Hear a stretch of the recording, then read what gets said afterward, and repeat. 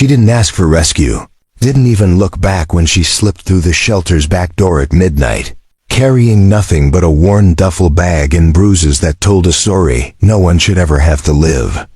But he saw her stumbling down the empty highway, a single dad driving home from a late shift, a woman in military fatigues with nowhere left to run.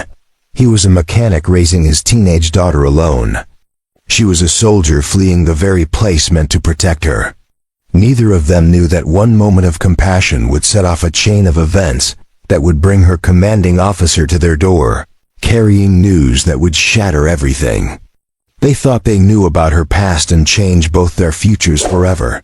Before we jump back in, tell us where you're tuning in from. And if this story touches you, make sure you're subscribed, because tomorrow I've saved something extra special for you. The headlights of Julian Underwood's pickup truck cut through the November darkness like tired eyes trying to stay awake.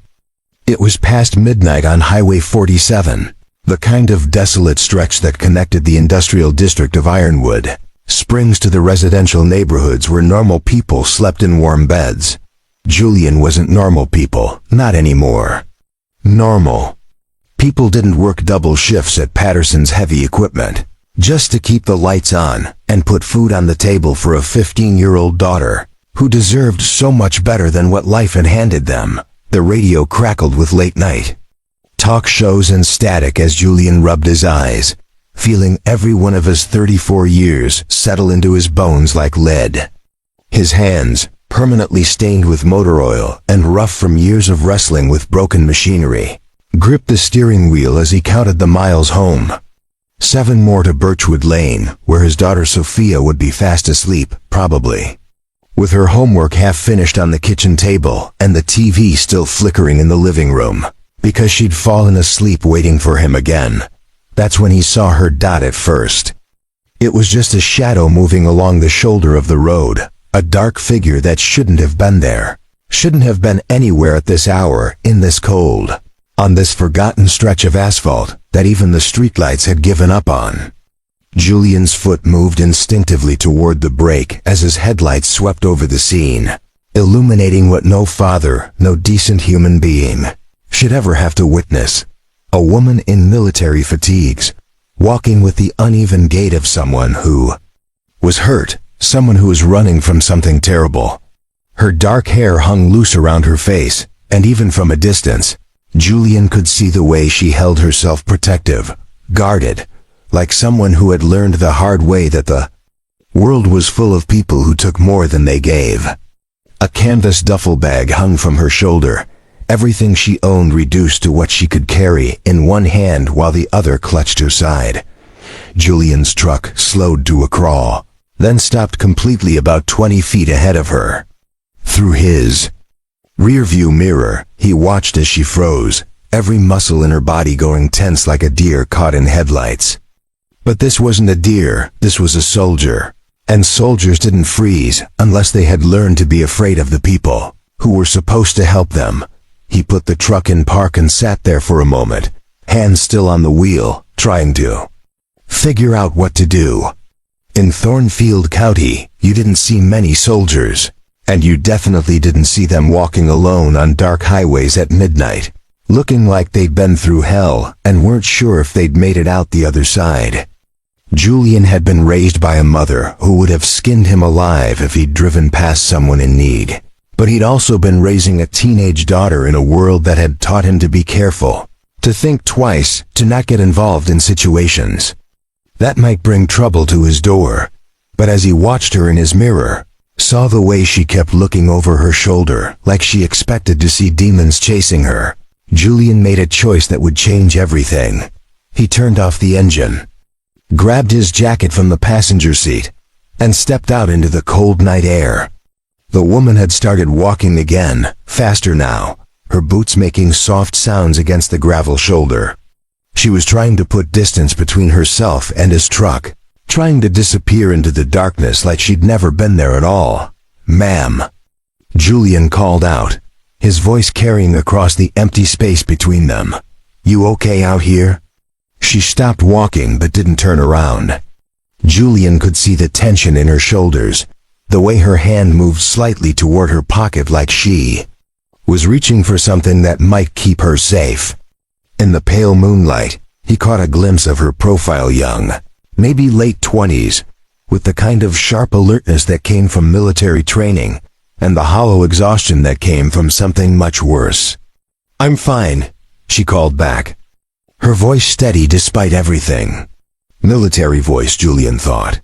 The kind of voice that had been trained to never show weakness, never admit to needing help, never let the enemy see you bleed.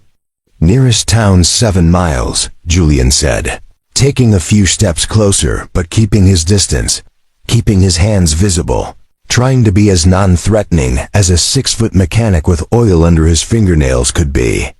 "It's cold, and there's nothing but farmland between here and there." "I can walk," she replied, and Julian believed her. This was a woman who had probably walked through places that would break most people, who had survived things that would send normal civilians running for the safety of their suburban homes. But surviving and living were two different things, and Julian could see the difference written in every line of her posture. "I'm sure you can," Julian said, stopping about 10 feet away from her, "but you don't have to. I've got a daughter at home, and she'd never forgive me if I left someone out here in the cold. No strings, no questions. Just a ride to town, or wherever you need to go." Finally, she turned around. In the dim light from his headlights, Julian got his first real look at her face, and felt his heart clench with a mixture of anger and compassion that threatened to overwhelm him. This was someone's daughter, someone's soldier, and someone had hurt her. The evidence was there in the careful way she moved, in the defensive set of her shoulders, in eyes that had seen too much and trusted too little. "Why?" she asked, and the single word carried the weight of 1,000 disappointments. 1,000 times someone had offered help, and then demanded payment in ways that had nothing to do with kindness. That Julian thought about Sophia, asleep in her bed, trusting him to come home safe every night. He thought about his ex-wife, who had left them both when the going got tough. He thought about all the times he'd needed help and been too proud to ask for it, too afraid of being seen as weak or broken or unable to handle what life had thrown at him. "Because," he said finally, "sometimes we all need someone to stop." For 30 seconds that felt like 30 years, Maeve Wood stood in the November cold, studying the face of the man who had stopped for her. In her 8 years of military service, she'd gotten good at reading people, reading their intentions in the set of their jaw, their honesty in the way they held their hands, their capacity for violence in the distance they kept or closed.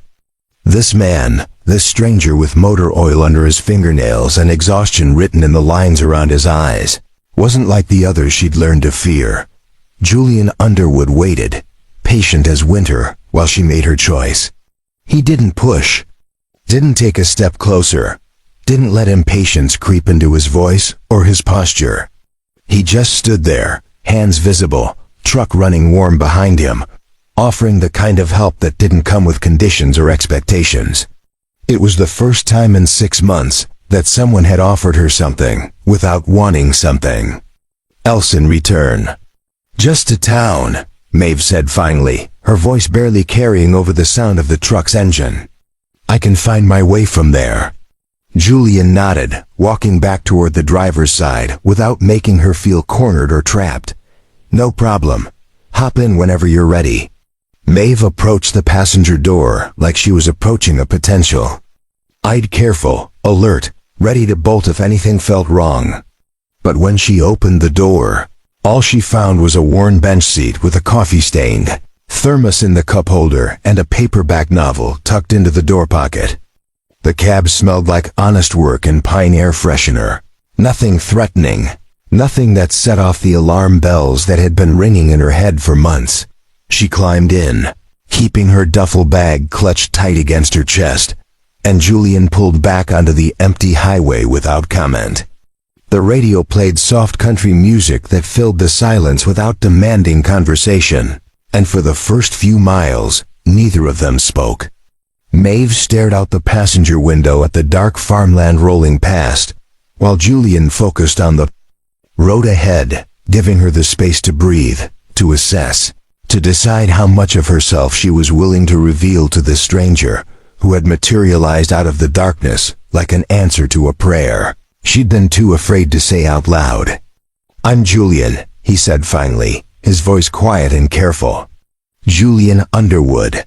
I work at Patterson's Heavy Equipment, about 15 minutes from here." Preparing and narrating this story took us a lot of time, so if you are enjoying it, subscribe to our channel. It means a lot to us. Now back to the story. "Maeve," she replied, then added after a pause, "Maeve Wood, thank you for stopping." "Anyone would have stopped," Julian said, though they both knew that wasn't true.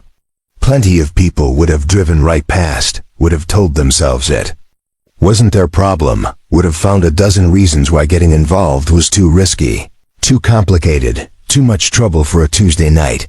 Maeve shifted in her seat, wincing slightly as the movement pulled at whatever injury she was carrying beneath her fatigue jacket.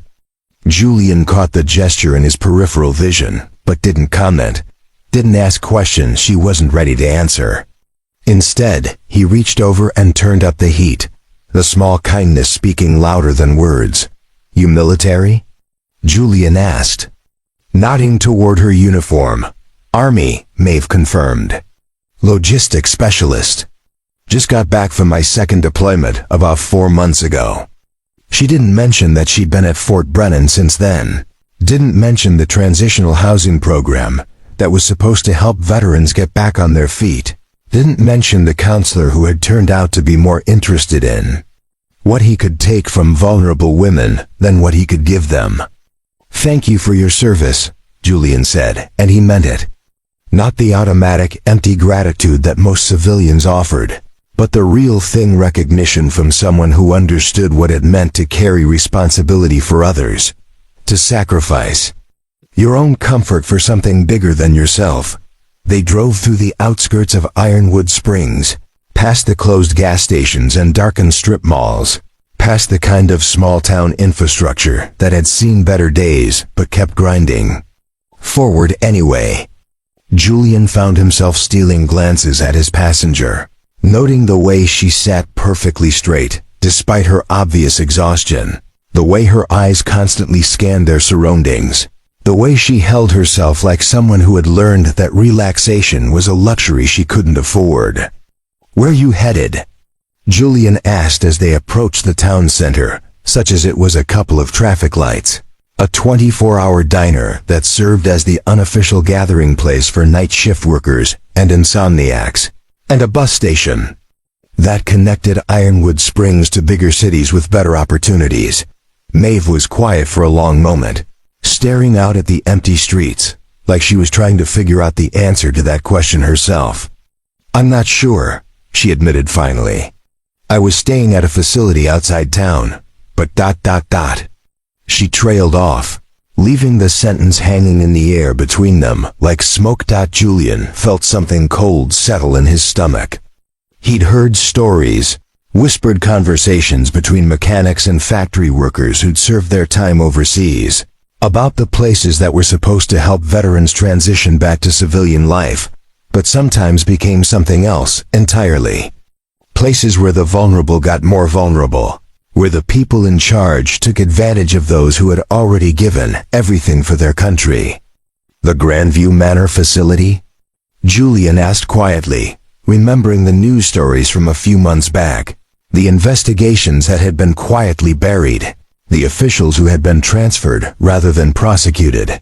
Maeve's entire body went rigid, confirming his suspicions without her having to say a word.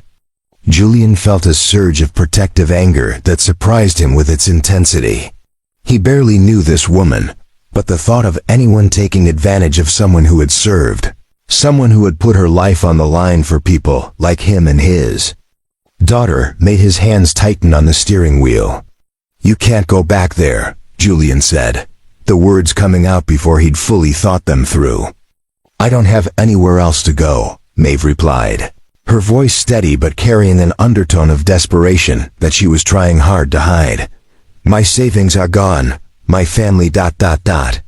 She stopped, shaking her head. It's complicated. Julian pulled into the parking lot of the all-night diner and put the truck in park, but he didn't turn off the engine. Through the windows they could see a handful of night workers hunched over coffee and pie, creating small islands of warmth in the fluorescent-lit space. It was the kind of place where you could sit for hours without anyone bothering you, where the waitresses understood that sometimes people needed more than food. They needed a place to exist without judgment. "Look," Julian said, turning to face Maeve for the first time since she'd gotten in the truck. "I know we just met, and I know you don't have any reason to trust me.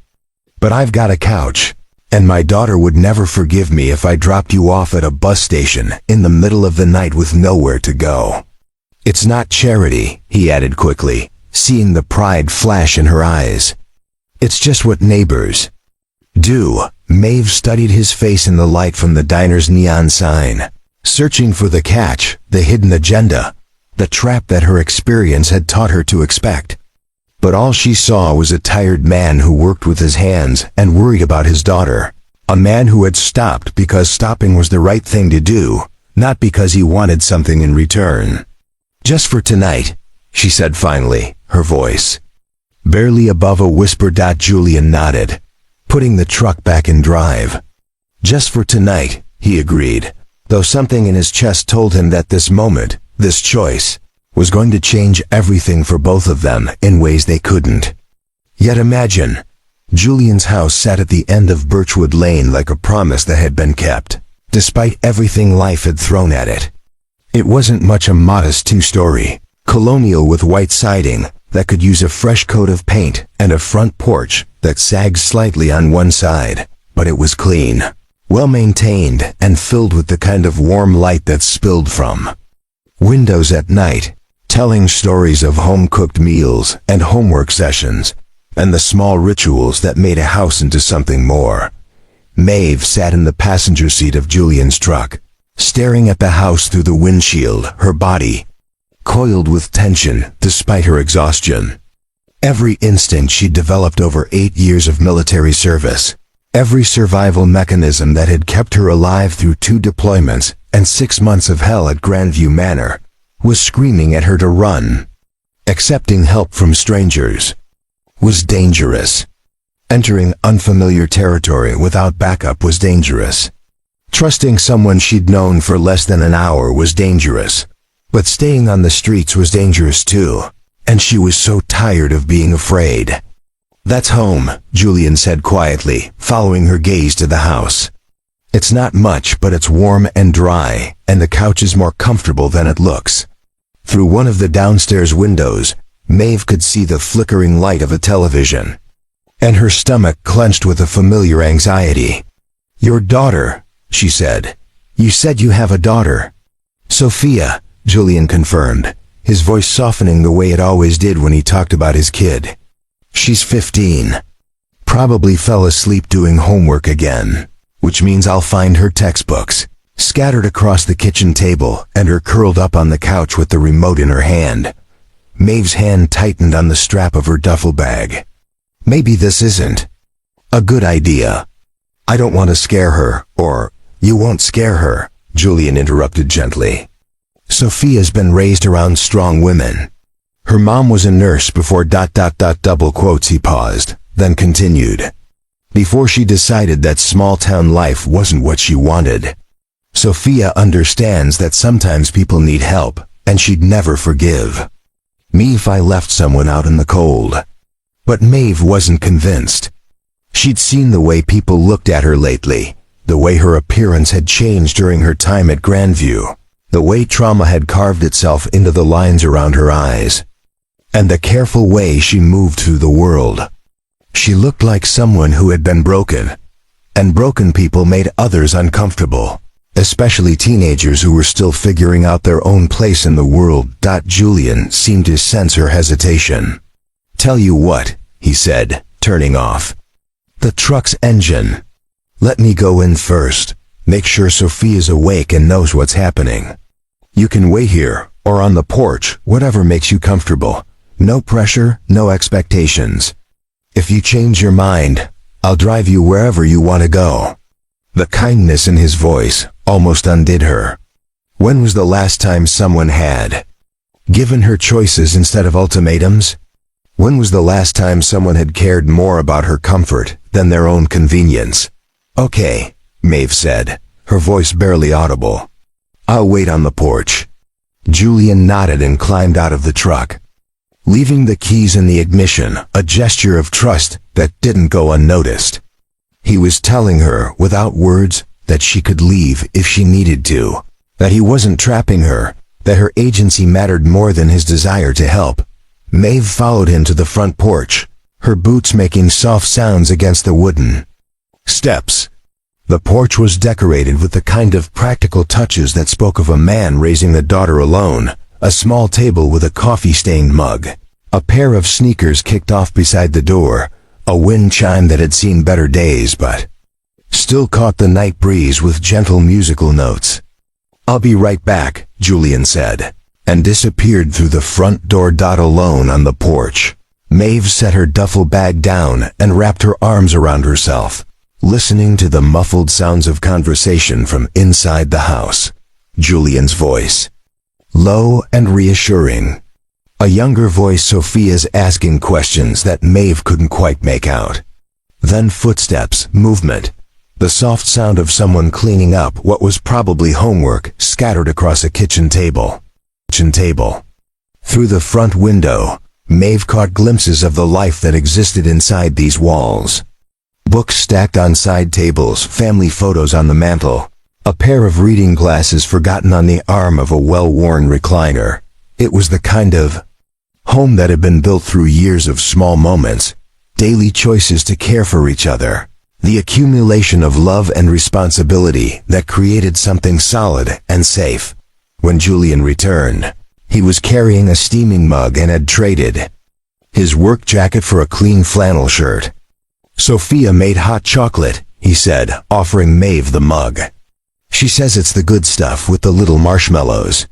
Maeve accepted the mug with hands that shook slightly, whether from cold or emotion she couldn't say.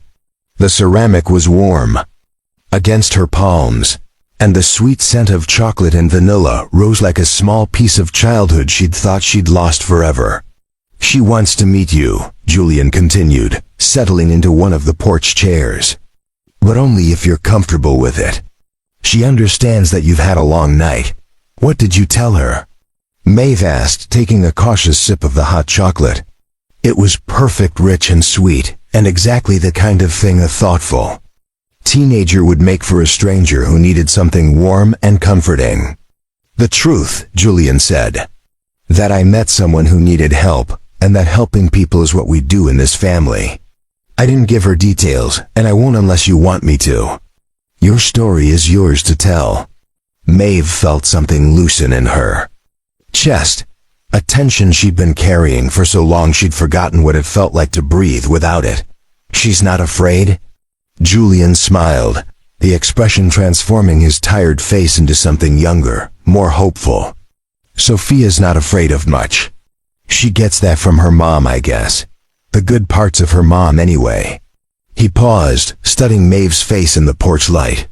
"She asked if you were a soldier, and when I said yes, she said she's been wanting to talk to someone who served. She's thinking about joining up after high school." "Oh," Maeve said, surprised by the information. That's a big decision." "Yeah, it is. And I'd be lying if I said the idea doesn't scare the hell out of me. But Sophia's got her own mind, always has.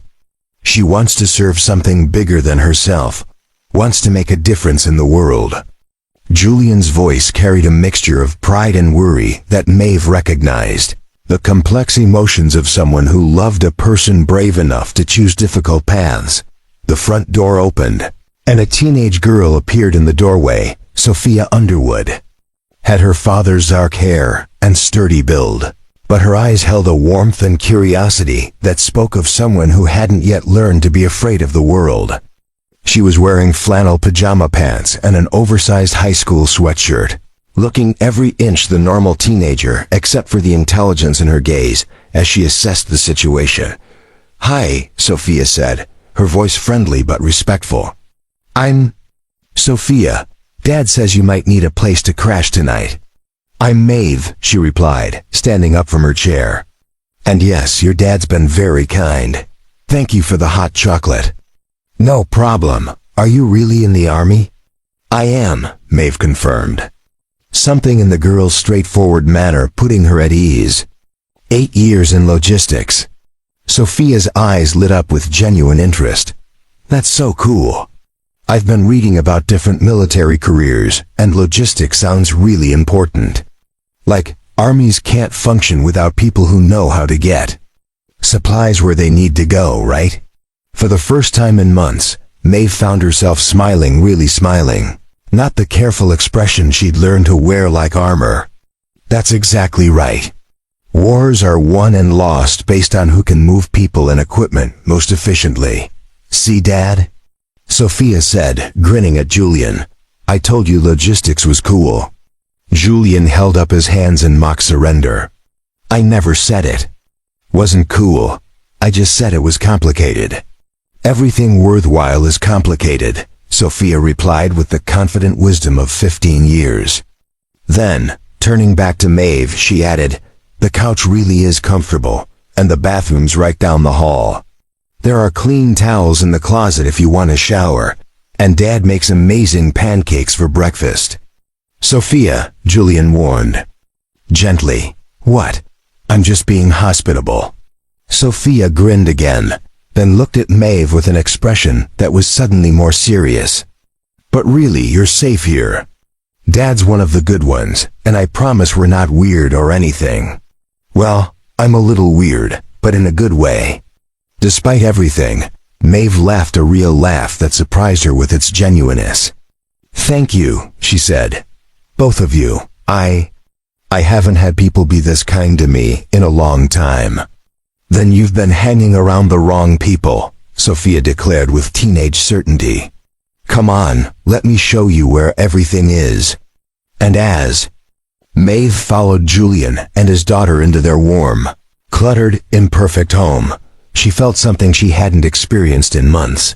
The possibility that maybe, just maybe, the world still contained people who helped without expecting anything in return. That morning came to the Underwood house the way it always did, with the smell of coffee brewing in an automatic pot that Julian had programmed the night before, the sound of Sophia's alarm clock going off 3 times before she actually got out of bed, and the gentle chaos of a family getting ready for another day. But this morning was different, because there was someone new sleeping on the living room couch. Someone who had spent the night curled up under Julian's mother's old quilt, finally getting the kind of rest that comes when you're truly safe. Maeve woke to the sound of muffled conversation in the kitchen and the rich aroma of bacon frying in a pan. For a moment, she lay still with her eyes closed, listening to the domestic symphony of a real home. Julian's deep voice, explaining something about carburetors. Sophia's laughter bubbling up in response. The clink of dishes being moved around. The hiss of something cooking on the stove. It was the kind of morning soundtrack she'd dreamed about during long nights in military barracks and transitional housing. The sound of belonging that she'd started to believe was reserved for other people. When she finally sat up, folding the quilt carefully around her shoulders, she found Julian standing in the kitchen doorway with a steaming mug of coffee in his hands. He was already dressed for work in clean jeans and a flannel shirt, his dark hair still damp from the shower, and there was something about the way he looked at her, checking to make sure she was okay without making her feel like a burden, that made her chest tighten with an emotion she couldn't quite name. "Morning," Julian said quietly, careful not to wake her too abruptly. "Sleep okay?" "Better than I have in months," Maeve admitted, accepting the coffee he offered with grateful hands. The first sip was perfect, strong enough to wake her up, sweet enough to remind her that some people still believed in small kindnesses. "Dad makes the best coffee in 3 counties, Sophia announced from the kitchen, appearing in the doorway, with a plate of scrambled eggs and toast balanced in her hands. "It's like his superpower, except instead of fighting crime, he fights morning grumpiness." Maeve found herself smiling despite the lingering fog of sleep. That's a pretty valuable superpower. Right? I keep telling him he could probably make millions if he bottled the secret and sold it to coffee shops. Sophia settled cross-legged on the floor beside the couch, her own plate balanced on her knees. But he says the secret ingredient is getting up at 5:30 every morning, and nobody wants to pay for that. Smart girl, Julian said, ruffling his daughter's hair as he passed. Too smart for her own good sometimes. The easy banter between father and daughter was like watching a well-rehearsed dance, the kind of comfortable intimacy that came from years of just the two of them against the world. But instead of making Maeve feel like an outsider, they included her naturally, asking about her preferences for breakfast, making space for her at their kitchen table, treating her like a welcome guest rather than an unexpected burden, over pancakes. That were indeed as amazing as Sophia had promised. Maeve found herself relaxing in ways she'd forgotten were possible. Julian told stories about the more interesting repair jobs that came through. Patterson's heavy equipment, the farmer who'd somehow managed to get a tractor stuck halfway up a tree, the construction crew that had accidentally buried their own bulldozer, while Sophia provided running commentary and increasingly elaborate theories about how such disasters could occur. I swear, Julian said, gesturing with his fork, some days I think my job is less about fixing machines and more about figuring out how people manage to break them in ways that defy the laws of physics. Like that time Mrs. Henderson somehow got her riding mower tangled up in her Christmas lights in July, Sophia added, grinning at the memory. In July? Maeve asked, caught up in the story despite herself. She claimed she was testing them early, Julian explained. But I think she was just trying to mow around the lights without taking them down first. Did it work? Well, she definitely solved her problem of having too many Christmas lights, Sophia said. Dad had to cut about half of them out of the mower blades. The conversation flowed easily from there, covering everything from Sophia's upcoming history project on World War II. I'm writing about the logistics of D-Day, thanks to our conversation last night, to Julian's plans for fixing the front porch steps before winter really set in. They asked Maeve about her military experience, but gently, letting her share what she was comfortable with, rather than pushing for details she wasn't ready to give. When Maeve mentioned that she'd managed supply chains for forward operating bases, Sophia's eyes lit up with genuine fascination. So you basically had to figure out how to get everything from ammunition to toilet paper to the right place at the right time, even when people were shooting at you. That's a pretty accurate summary, Maeve said, touched by the teenager's earnest interest. It's like solving a really complicated puzzle, except the pieces keep changing, and some of them are on fire. That sounds simultaneously terrifying and awesome, Sophia declared. Like being a chess master and a firefighter at the same time. I never thought of it that way, but yeah, that's not a bad comparison. Julian watched the exchange with something that looked like pride, not just in his daughter's curiosity and intelligence, but in the way Maeve was opening up, sharing pieces of herself that probably hadn't seen daylight in months. There was color in her cheeks now, warmth in her voice, and when she laughed at one of Sophia's observations, it was the kind of genuine sound that made the whole house seem brighter. After breakfast, while Julian got ready for work, Sophia showed Maeve around the house with the kind of enthusiastic tour guide energy that only teenagers could maintain.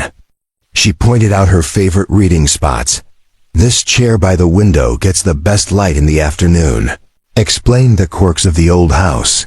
The bathroom door sticks, but if you lift the handle while you pull, it opens fine. And shared the locations of everything Maeve might need during the day. Dad usually gets home around 6, Sophia said as they stood in the kitchen. But sometimes jobs run late. I can handle myself after school. I've been doing it for years. But it might be nice to have some company for once. You want me to stay?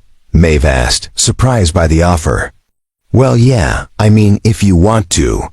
Dad didn't say it directly, but I could tell he was worried about leaving you here alone all day.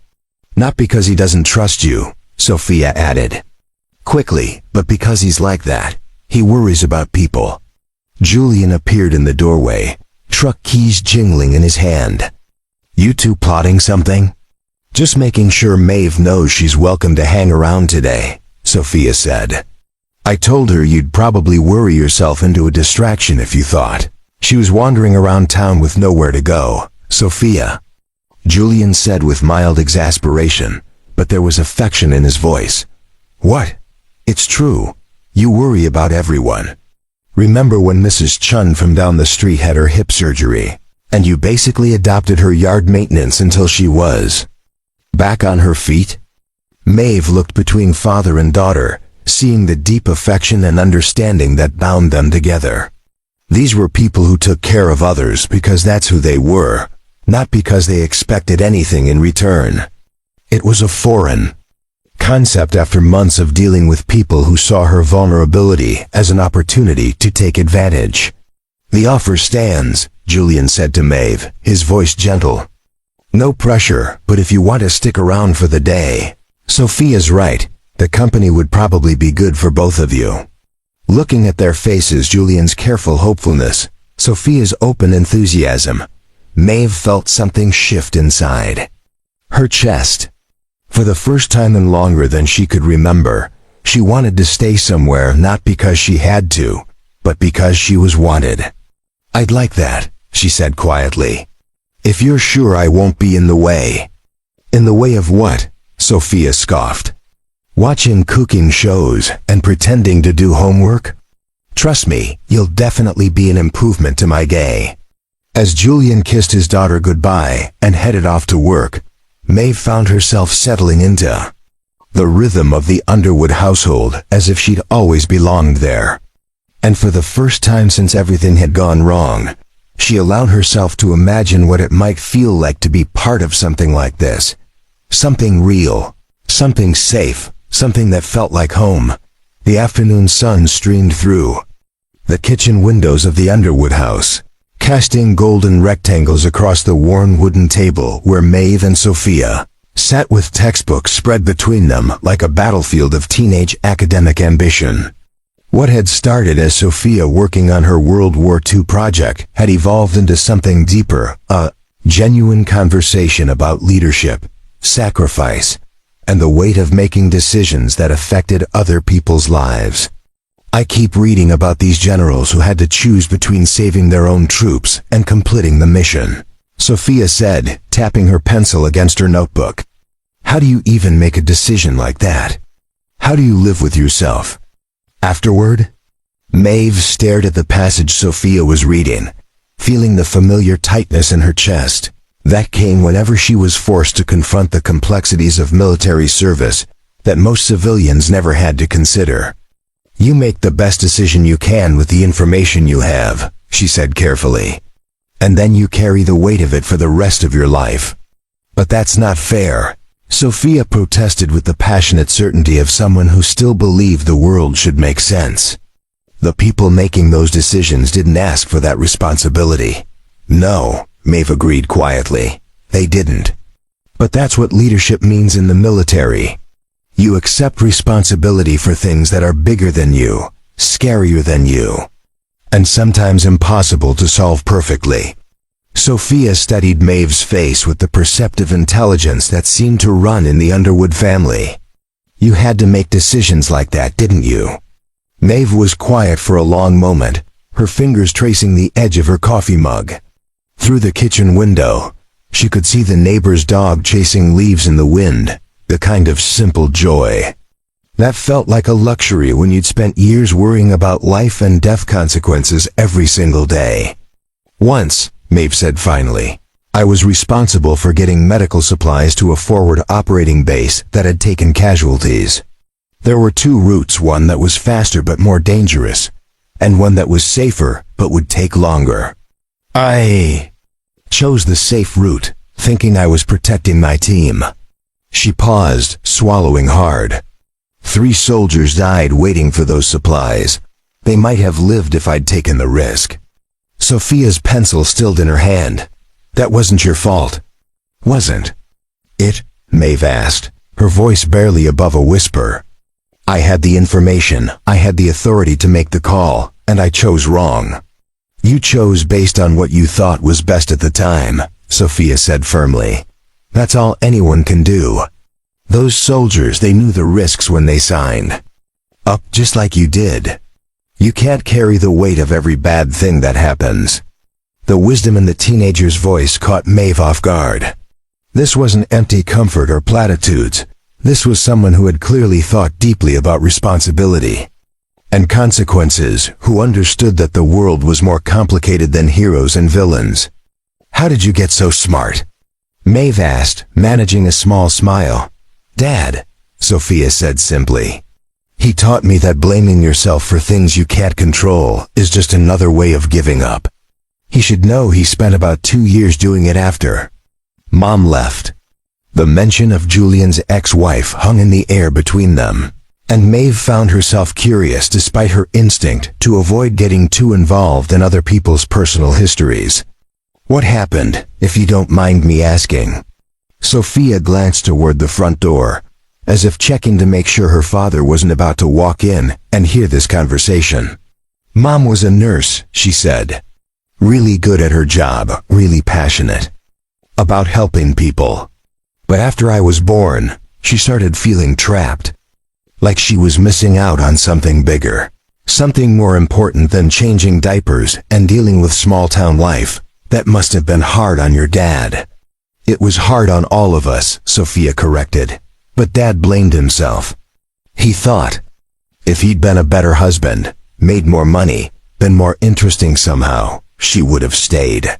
He couldn't see that it wasn't about him, it was about her needing something he couldn't give her. Maeve felt a familiar ache in her chest, the recognition of someone else who carried guilt that wasn't entirely theirs to bear. How long ago did she leave? 3 years, Sophia said. Right after my 12th birthday. She said she needed to find herself, whatever that means. Last we heard, she was working for Doctors Without Borders in Guatemala, saving the world one patient at a time. Do you miss her? Sophia considered the question seriously. I miss the idea of her, you know. I miss having a mom who wanted to be here. But I don't miss the actual her. The one who was always looking out the window like she was waiting for her real life to start somewhere else. The maturity in Sophia's voice broke Maeve's heart. This was a girl who had learned too young that love wasn't always enough to keep people where they belonged. That sometimes the people who were supposed to protect you ended up being the ones who left you behind. I'm sorry, Maeve said. You deserved better than that. Yeah, well, Sophia shrugged, but Maeve could see the pain beneath the casual gesture. Dad more than makes up for it. He's never made me feel like I was holding him back or keeping him from something better. Even when things get really tough. Even when he's working double shifts just to keep the lights on, he never makes me feel like a burden. You're not a burden, Maeve said firmly. You're the best thing that ever happened to him. Anyone can see that just by watching you two together. I know, Sophia said with a smile that was both confident and vulnerable. But it's nice to hear. If from someone else. Dad doesn't really date. I think he's afraid of bringing someone into our lives who might leave again. He's protecting both of us. But sometimes I wonder if he's protecting us right out of any chance at happiness. The conversation was interrupted by the sound of a truck pulling into the driveway, and Sophia glanced at the clock with surprise. He's early. Jobs must have finished ahead of schedule.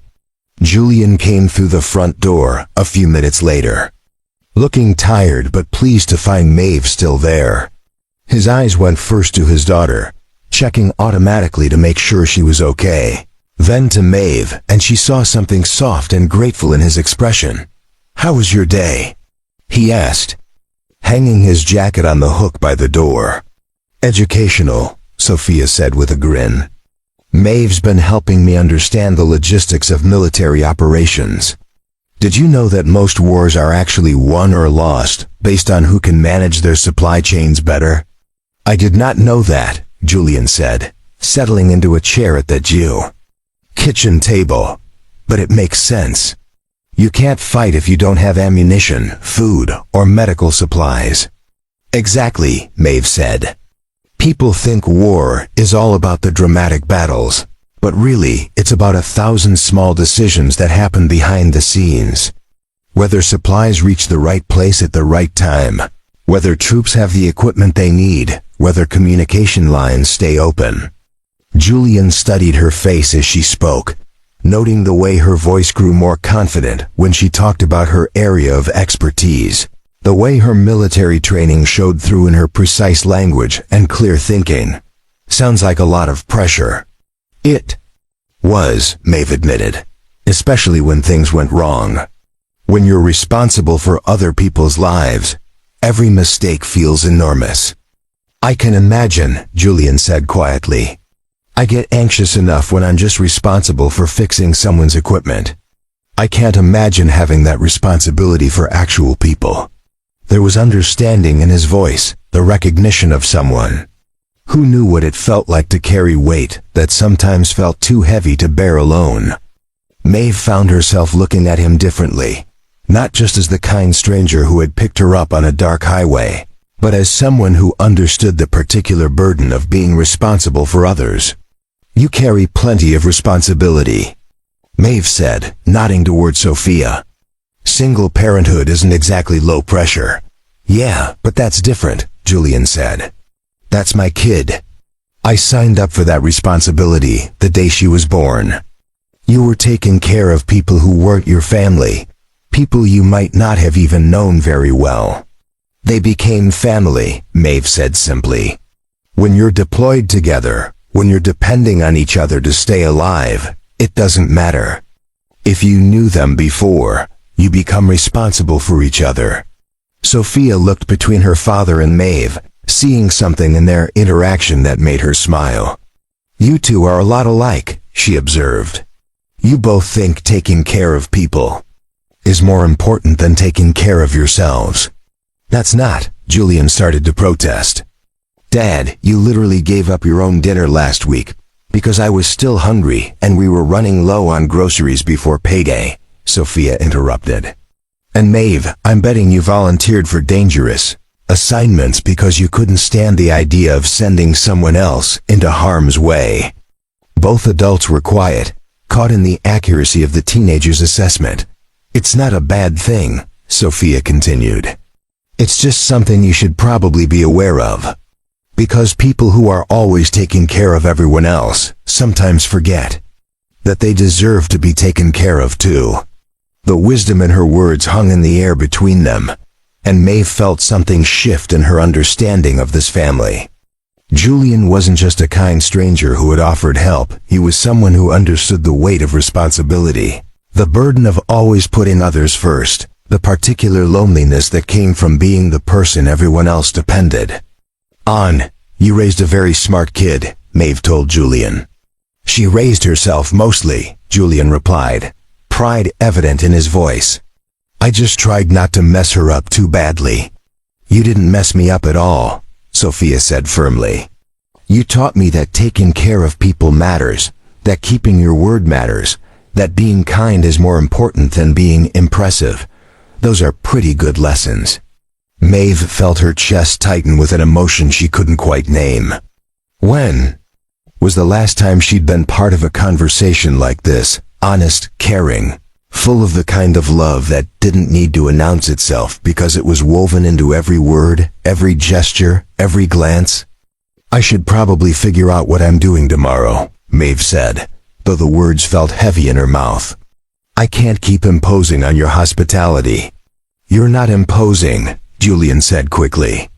And honestly, I'm not comfortable with the idea of you going back to that place. Grandview Manor isn't an option, Maeve agreed. But I need to find work, find a more permanent place to stay. I can't rebuild my life from your couch.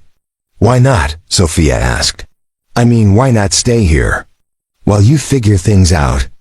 It's not like we don't have the space, and it's been really nice having someone else around. Julian looked at his daughter, then at Maeve, something complicated passing across his features. Sophia's right, there's no rush. Take the time you need to figure out what comes next. Maeve wanted to accept, wanted it so badly it frightened her. But accepting meant trusting, and trust was a luxury she'd learned she couldn't afford. Still, looking at their faces, seeing the genuine care in their eyes, she found herself nodding. Maybe a few more days, she said quietly. Just until I can get my bearings. Good, Sophia said with satisfaction. Because I still have about 1,000,000 questions about military logistics, and Dad's been needing someone to help him fix that wobbly porch step. As evening settled over the Underwood house, Maeve found herself thinking that maybe, just maybe, she had stumbled into something she hadn't even known she was looking for. Not just shelter from the storm, but a place where her presence was wanted, where her experience was valued, where the weight of her past didn't make her a burden to be carried, but a person to be cherished. For the first time in months, she allowed herself to hope that tomorrow might be better than today. 3 days had passed since Maeve Wood had first stepped into the Underwood house, and with each sunrise, the temporary arrangement felt less temporary, and more like something dangerously close to belonging. She had settled into routines that felt natural, making coffee before Julian left for work, helping Sophia with homework in the afternoons, cooking dinner that filled the house with warmth and the kind of domestic contentment that made her forget, for hours at a time, that this wasn't really her life, but forgetting was a luxury she couldn't afford. And the weight of what she hadn't told them pressed against her chest like a physical ache every time Julian smiled at her over morning coffee, every time Sophia asked for another story about military life, every time either of them looked at her like she was someone worth keeping around. The call came on a Thursday morning while Julian was at work and Sophia was at school. Maeve had been reading on the front porch, enjoying the crisp November air and the peaceful quiet of Birchwood Lane, when her phone, the prepaid one she'd bought with cash 3 states ago, buzzed with an unknown number. She almost didn't answer. Unknown numbers had become synonymous with danger in her world, with people who wanted to find her for reasons that had nothing to do with her well-being. But something made her thumb the green button, and she immediately regretted it. Staff Sergeant Wood. The voice was crisp, official, unmistakably military. This is Colonel Martinez from Fort Brennan's Criminal Investigation Division. We need to speak with you regarding an ongoing investigation. Maeve's blood turned to ice in her veins. She gripped the phone so tightly, her knuckles went white, her eyes automatically scanning the street for any sign of official vehicles, any indication that they had found her. I don't know what you're talking about, she managed, though her voice sounded foreign to her own ears. Ma'am, we have reason to believe you may have information relevant to our investigation into irregularities at the Grandview Manor Transitional Facility. Your cooperation would be appreciated. I already gave my statement, Maeve said, standing up from the porch chair and moving toward the front door. I told your people everything I knew before I left. New evidence has come to light, Colonel. Martinez continued, his tone professional but insistent. Evidence that suggests your departure from the facility may have been precipitated by more than just dissatisfaction with the program. Maeve's hand shook as she turned the doorknob, seeking the safety of the house's interior. I don't have anything else to say. Staff Sergeant Wood, I need to impress upon you the serious nature of this investigation. We're talking about federal charges, potential court-martial proceedings for multiple individuals. Your testimony could be crucial to ensuring justice is served. Justice, Maeve repeated, the word tasting bitter in her mouth. Where was justice 6 months ago when I filed my first complaint? Where was justice when I requested a transfer and was told I was being oversensitive? Where was justice when she stopped herself, realizing she was saying too much, revealing too much? Ma'am, I understand your frustration, but running away isn't going to solve anything. We need you to come in, to tell us exactly what happened. During your time at Grandview Manor, there are other victims, Staff Sergeant. Other women who were hurt by the same people who hurt you. The words hit Maeve like a physical blow. Other victims. She had suspected as much, had seen the fear in other women's eyes, had heard the whispered conversations that stopped when certain staff members walked by. But hearing it confirmed, knowing that her silence might be enabling continued abuse, made her stomach clench with guilt and rage. "I can't," she whispered into the phone. "I can't come back there." "We can arrange to meet somewhere else," Colonel Martinez said, his voice softening slightly. "Somewhere you feel safe. We know this is difficult, Staff Sergeant, but we also know that you're stronger than you think. Your service record speaks to that. You've faced enemy fire, managed critical supply operations under impossible conditions. You can face this too." Maeve closed her eyes, leaning against the front door of Julian's house. A house that wasn't hers. A life that wasn't hers. Safety that was borrowed and temporary and built on the foundation of lies by omission. "I need time to think," she said.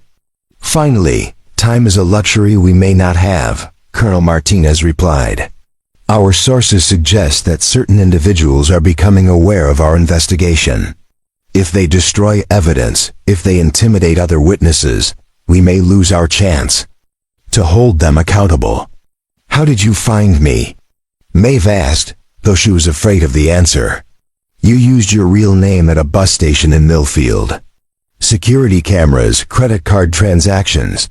It's harder to disappear completely than most people realize." Maeve's heart sank. If the military investigators could find her, that meant others could too. Others who had more to lose if she talked, who might be motivated by more than just justice. "I'll call you back," she said, and ended the call before Colonel Martinez could respond. She stood in Julian's entryway, surrounded by the evidence of his and Sophia's life together. Family photos on the side table, Sophia's jacket hanging on a hook, Julian's work boots lined up neatly by the door, and felt like an imposter. Worse than an imposter, a danger. By staying here, by allowing herself to care about these people, and letting them care about her, she was potentially putting them at risk. The afternoon passed in a haze of anxiety and guilt. When Sophia came home from school, chattering about her history project and a boy in her chemistry class who had asked her to study together, Maeve found herself memorizing the details, the way Sophia's eyes lit up when she talked about something she was passionate about, the casual way she kicked off her shoes and draped herself across the living room furniture, the easy intimacy of a teenager who felt completely safe in her own home. "You okay?" Sophia asked eventually, pausing in her discussion of the Battle of Normandy to study Maeve's face. "You seem distracted." "Just thinking," Maeve said, forcing a smile. "Sorry, go on." "You were saying something about the weather affecting the landing." "But..." Sophia wasn't fooled. She had her father's perceptive nature, and she could read tension in people the way other teenagers read social media posts. "Is something wrong? Did something happen today?" Maeve opened her mouth to lie, to offer some bland reassurance that would keep Sophia from worrying. But looking at this girl who had welcomed her with such open generosity, who had shared her home and her father and her genuine affection without reservation, the words wouldn't come. "Someone called," Maeve said finally. "Someone from my old unit. They want me to come back, to testify about what happened at Grandview Manor." Sophia's expression grew serious. "The place you were staying before, the one that was supposed to help veterans?" "Yes, there's an investigation now apparently. They need witnesses." "That's good, right?" Sophia asked. "If something bad was happening there, people should be held accountable." "It's complicated," Maeve said, though even as she said it, she knew how inadequate the explanation was. "Going back means facing people who hurt me. It means reliving things I'd rather forget. And it means..." She trailed off, unable to finish the sentence. "It means leaving here. It means giving up this illusion of safety and family and belonging. It means leaving us," Sophia said quietly, understanding without needing the words spelled out. Maeve felt tears prick at the corners of her eyes. I can't ask you and your father to get involved in this. If there are people who don't want me to testify, people with something to lose, staying here could put you both in danger. Dad's not going to see it that way, Sophia said with the confidence of someone who knew her father's character down to his bones. Dad's going to say that doing the right thing is worth the risk, and that we're not the kind of people who abandon someone when things get scary. The truth of it hit Maeve like a physical blow. Julian would want her to stay, would want to help, would probably offer to drive her to wherever she needed to go to give her testimony. He would see it as the right thing to do, the moral choice, because that's who he was, someone who helped people, even when it was inconvenient, even when it was dangerous. The sound of Julian's truck in the driveway sent a spike of panic through Maeve's chest. How could she look at him across the dinner table, knowing what she knew now? How could she let him continue to care about her while she sat on information that could potentially put his family at risk? Julian came through the front door with his usual tired smile, but it faded when he saw the expressions on their faces. "What's wrong?" he asked immediately, his eyes going first to Sophia, then to Maeve. "Maeve got a call today," Sophia said, because apparently the Underwood family believed in directness even when it hurt.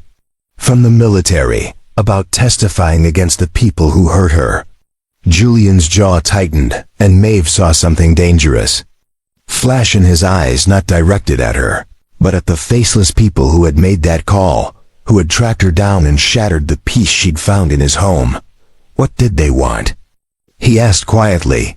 Maeve found herself telling him everything: the investigation, the other victims, the pressure to return and testify, the implication that dangerous people might be looking for witnesses. She watched his face as she spoke, saw the way his protective instincts warred with his respect for her autonomy, the way he processed the information and began making plans to keep his family safe while still supporting her. "You have to testify," he said finally, and the certainty in his voice surprised her. "Julian, you don't understand. If I do this, if I go back, it could bring trouble here." People might what?" Julian interrupted. "Come after a mechanic and his teenage daughter in a small town. Let them come. I'm not afraid of bullies, Maeve, whether they wear uniforms or not." "You have Sophia to think about," Maeve protested. "I am thinking about Sophia," Julian said firmly. "I'm thinking about the kind of world I want her to grow up in, the kind of lessons I want her to learn about standing up for what's right. I'm thinking about the fact that if we don't help you do this, other women are going to suffer the way you suffered." Sophia nodded emphatically. "Dad's right. You can't let them get away with it just because you're scared. And you can't protect us by leaving. You can protect us by letting us help you be brave." Maeve looked at these two people who had become so important to her so quickly, who were willing to risk their own safety for principles that mattered more than comfort or convenience. Part of her wanted to accept their support, to lean into their strength and courage. But a bigger part of her, the part that had been shaped by months of betrayal and abuse, whispered that this was too good to be true, that people like Julian and Sophia didn't really exist, that their kindness would evaporate the moment things got truly difficult. "I need to think about it," she said finally, though they all knew there was really only one choice she could make if she wanted to live with herself. That night, lying on the couch that had become her temporary refuge, Maeve stared at the ceiling and tried to imagine a future where she was brave enough to do the right thing, strong enough to trust the people who had shown her nothing but kindness, and worthy of the family that seemed to want her to stay. But the phone call had shattered something fragile inside her, and she couldn't shake the feeling that by morning, everything would change, and not for the better. The knock came at exactly 7:30 on Friday evening. 3 sharp raps that cut through the comfortable domesticity of the Underwood family dinner like a blade through silk. Julian was telling Sophia about a particularly stubborn engine he'd spent the day wrestling with, while Maeve pushed food around her plate. Her appetite diminished by 24 hours of anxiety about the phone call from Colonel Martinez. The sound made all three of them freeze, forks suspended halfway to mouths, because there was something official about those knocks, something that spoke of uniforms and authority, and news that couldn't wait for a more convenient time. Julian was the first to move, setting down his napkin with the careful deliberation of someone who had learned that unexpected visitors rarely brought good news. "I'll get it," he said quietly, his eyes meeting Maeve's across the table. She had gone pale, her hands gripping the edge of the table like she might need to run any moment. "It's okay," Sophia said softly, reaching across to touch Maeve's arm. "Whatever it is, we'll handle it together." Through the front window, Julian could see a black sedan parked at the curb, government plates glinting in the porch light. His stomach clenched with protective anger as he opened the door to find a woman in army dress uniform standing on his doorstep, her posture ramrod straight, her expression carefully neutral.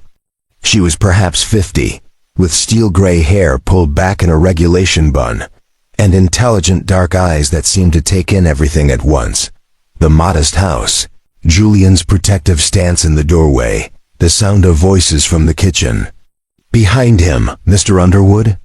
she asked, her voice carrying the unmistakable authority of someone accustomed to being obeyed without question. "I'm Colonel Genesis Sanchez, United States Army. I'm here to speak with Staff Sergeant Maeve Wood." Julian's jaw tightened. "She's not. I'm here." Maeve's voice came from behind him, steady despite the fear Julian could hear underneath. She had appeared in the hallway, Sophia beside her, both women standing together like they were facing a firing squad. "Colonel Sanchez, I wasn't expecting you. May I come in, Staff Sergeant? What I have to discuss is best said in private." Julian wanted to refuse, wanted to close the door and protect the fragile peace that had settled over his home these past few days. But he could see in Maeve's face that running wasn't an option anymore, that whatever had brought this colonel to his door was going to have to be faced here and now. "Of course," Maeve said, stepping aside. "Please come in." Colonel Sanchez entered, with the measured pace of someone who had delivered both commendations and death notifications, who understood the weight that words could carry and the lives they could change. She declined Julian's offer of coffee, declined the invitation to sit, instead standing in the living room with her hands clasped behind her back, her gaze fixed on Maeve with an intensity that made the air feel charged with electricity. "Staff Sergeant Wood," she began, "I'm not here about the Grandview Manor investigation, though I'm aware Colonel Martinez has been in contact with you regarding that matter. I'm here about something else entirely. Something that should have been addressed 18 months ago, but was buried by people who had more interest in protecting their own careers than in recognizing the heroism of the soldiers under their command." Maeve's face went white. "I don't understand." "Operation Desert Rose," Colonel Sanchez said, and Julian saw Maeve flinch as if she'd been struck. "March 15th, 2023. Do you remember that date, Staff Sergeant?" "I remember," Maeve whispered, her voice barely audible. Sophia moved closer to her father, instinctively seeking comfort in his presence as the adults in the room navigated whatever minefield they had stumbled into. Julian put his arm around his daughter's shoulders, his eyes never leaving Maeve's face. "Tell me what you remember," Colonel Sanchez continued, her voice softer now but no less commanding. Maeve was quiet for a long moment, her hands shaking slightly as she wrapped her arms around herself. When she spoke, her voice was hollow, distant, like she was recounting someone else's nightmare. "It was supposed to be a routine supply run," she said. "Medical supplies and ammunition to Forward Operating Base Kilo. I was leading a convoy of 4 vehicles, 12 personnel total. We had intelligence that the route was clear, that insurgent activity in the area was minimal." She paused, swallowing hard, and Julian found himself moving closer to her without conscious thought, his protective instincts overriding everything else. The intelligence was wrong, Maeve continued. We hit an IED about halfway to the base, and then came under heavy fire from multiple positions. The lead vehicle was disabled, 3 soldiers wounded, 1 critically. We were pinned down with no cover, no way to call for immediate backup because our communications equipment was damaged in the blast. Colonel Sanchez nodded grimly. And what did you do, Staff Sergeant? I did what I had to do, Maeve said, her voice growing stronger. I organized a defensive perimeter, got the wounded to the only available cover, and realized that if we stayed where we were all going to die. The insurgents had us outgunned and surrounded. So I took 2 volunteers, and we flanked their position while the rest of the squad provided covering fire. You took 2 volunteers on a suicide mission, Colonel Sanchez corrected. According to the after-action reports I've read, you gave your soldiers direct orders to retreat with the wounded if you didn't return within 30 minutes. Julian felt his chest tighten with a mixture of pride and horror as he began to understand what Maeve had done, what kind of person he had brought into his home. We neutralized the insurgent position, Maeve said quietly. All 12 soldiers made it home alive. Mission accomplished. Mission accomplished, Colonel Sanchez agreed, with no casualties, thanks to your leadership and tactical decisions. What happened next, Staff Sergeant? Maeve's face darkened. My commanding officer decided that my actions were reckless and endangered military personnel unnecessarily. He wrote up the incident as a failure of leadership rather than an act of heroism. Sighed, I should have waited for backup, should have followed protocol, should have prioritized the safety of my soldiers over completing the mission. Even though waiting for backup would have resulted in casualties, even though waiting for backup would have gotten us all killed, Maeve said bitterly. But Major Henderson was more concerned with covering his own ass than with the truth. He was the one who approved the faulty intelligence, who sent us into a known danger zone without adequate support. Blaming me for reckless leadership was easier than admitting he'd screwed up. Julian felt rage building in his chest, hot and protective and directed at people he'd never met but already hated. So they punished her for saving lives? They did more than that, Colonel Sanchez said, her voice grim.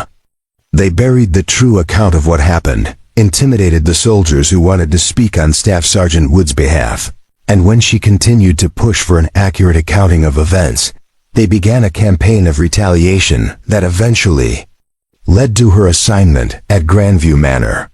The pieces clicked into place for Julian with sickening clarity. They sent her to that place as punishment. Grandview Manor was supposed to be a legitimate transitional facility, Colonel Sanchez explained. But certain individuals saw it as an opportunity to discourage veterans from pursuing complaints against their former commanders. Staff Sergeant Wood wasn't the only soldier who ended up there after asking inconvenient questions about military justice. Sophia looked between the adults, her young face filled with horror and anger. That's not fair. That's not how the military is supposed to work. No, it's not, Colonel Sanchez agreed, which is why I'm here. 18 months ago, I was assigned to head a task force investigating irregularities in personnel assignments and disciplinary actions. It's taken us this long to uncover the full scope of the corruption, but we finally have enough evidence to act. She reached into her briefcase and withdrew a thick folder, setting it on Julian's coffee table with ceremonial gravity. Staff Sergeant Wood, I'm here to inform you that Major Henderson and 3 other officers have been relieved of duty pending court-martial proceedings. The after-action report for Operation Desert Rose has been corrected to reflect the true events of that day. And I'm here to present you with the Bronze Star Medal for Valor, which should have been awarded 18 months ago. The silence that followed was deafening. Maeve stared at the folder like it might explode, her face cycling through disbelief. Vindication, and something that looked like grief for the battle she'd had to fight alone. There's more, Colonel Sanchez continued. The Army is prepared to offer you a formal apology, full reinstatement to active duty with a promotion to Sergeant First Class and your choice of assignments. We have positions available in logistics. Command at the Pentagon, overseas postings in Germany or Japan, or if you prefer, leadership roles in veteran transition programs, where you could help ensure that what happened to you never happens to anyone else. Julian felt the floor drop out from under him. This was good news, great news. This was justice, vindication, the recognition that Maeve deserved. But it was also an ending, the closing of a chapter that had just begun. The answer to questions he hadn't realized he'd been afraid to ask. I need time to think, Maeve said finally, echoing the words she'd spoken the day before. Of course, Colonel Sanchez said. But I should mention that there's some urgency to the matter. We're planning to announce the court-martial proceedings next week, and having you present for the ceremony and press conference would send a powerful message about accountability and justice in the military. Next week, Maeve repeated numbly. Yes, which means that if you choose to accept reinstatement, you would need to report to Fort Braxton for processing by Monday. Monday, 4 days away. Julian felt his world tilting on its axis as he realized that everything they had built together, the tentative trust, the growing connection, the family that had started to form around their kitchen table, could disappear in less than a week. Colonel Sanchez gathered her materials and stood to leave. Staff Sergeant Wood, you've served your country with honor and distinction. What happened to you was a travesty of justice, and the Army owes you more than an apology. We owe you the recognition you've always deserved and the career you were denied.